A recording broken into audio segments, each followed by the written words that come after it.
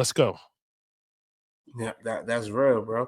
And I want to touch on like my upbringing was similar to yours, Jeff. Right?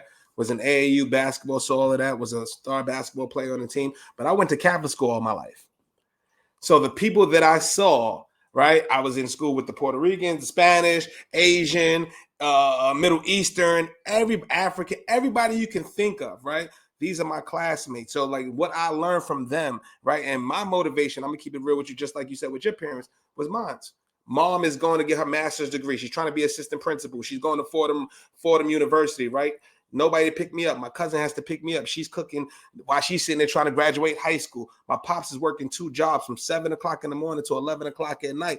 Manual labor. He's working in the school as a school aide during the day. Then he's cleaning up the school after, once they leave. And I would see him come home at 11 o'clock at night, maybe drink a beer or two, talk to us for a second. If I'm up, probably not, you know what I'm saying? And then wake back. He's the first one up in the morning, waking us up. And then you look at that and be like, yo, damn, like I've got to be the one that does something. I've got to do something, right? Because this can't be it. So we always have a saying here, message in the movements. So if anybody into this, right, there's message in the movements. There's a lessons in everything that you're seeing. You got to take the positivity out of all of that stuff. You see your parents, you see your people, your loved ones working. Who's going to be the one to break the mold? And it's not that they're not able to break the mold, but you needed to see it. Somebody needed to see it. They took a step that was further than somebody else's step. You know what I mean? Yeah, real talk. Yeah, and before we go forward, for anybody that's wondering, because I know Jeff has said it a couple times, Prop 48 or Proposition 48, pretty much let me just explain to y'all what that is, right? Pretty much it's like a standardized system for athletes to be able to play college sports, right? It's based on your ACT or your SAT scores, because you can take the ACT also, and your GPA, which is your grade point average, right? Now, that's the minimum set of standards, and then you have the school standard for them to allow you to come in, which is like a double, right? So yes, you could actually, and if I'm not mistaken, Jeff, I think is it still 2.0? Is it still 2.0 for athletes or something like that? I think the last time I remember was 2.5, and 2.5, the other part. right?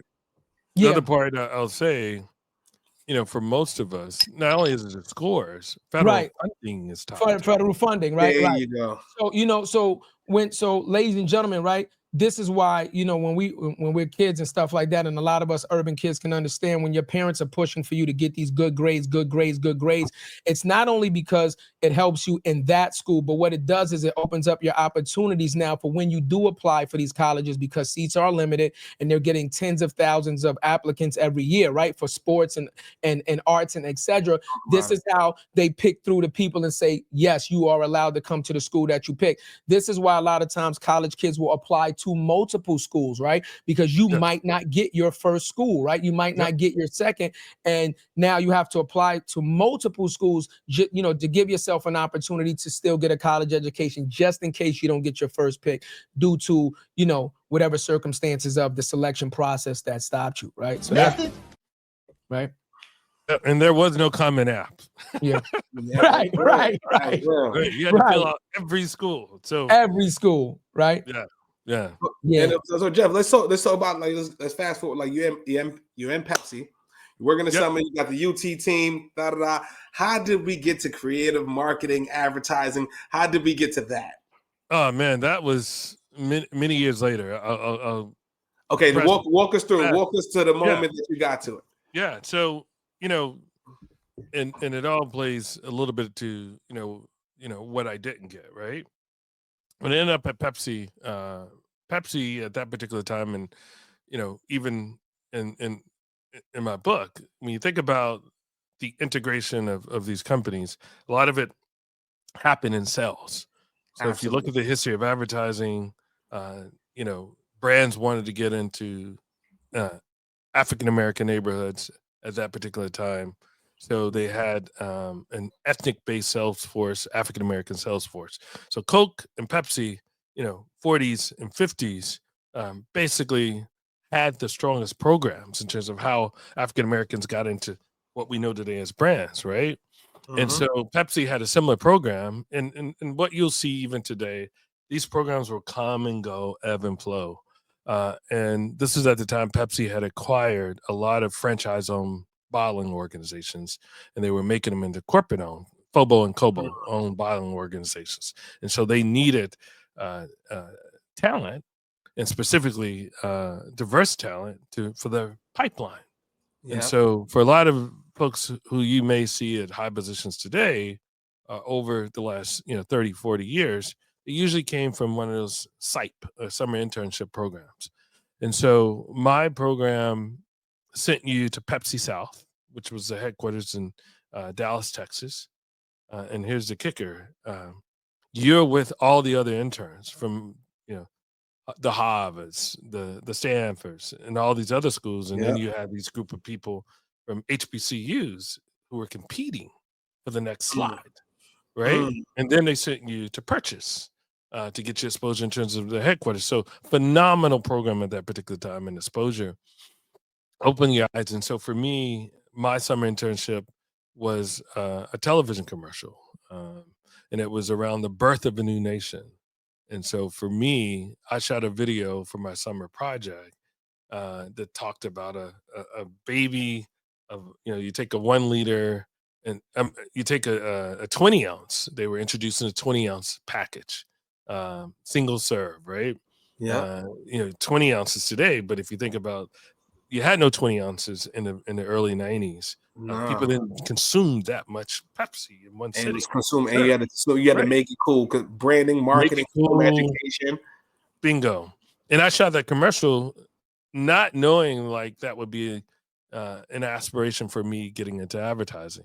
But I won because I don't know where I got an expensive video recorder. I shot my cousin. We had a set. Didn't know at that time I created a script. And we shot it on a VHS. I showed it, and we won. I won, my summer internship program that allowed me to come back for the next year. And so that's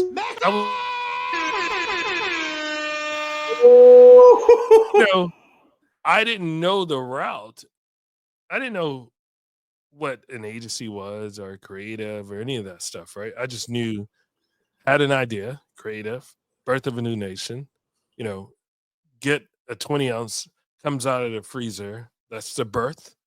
20 ounce package, introduce, and the rest is history with regards to how it's executed.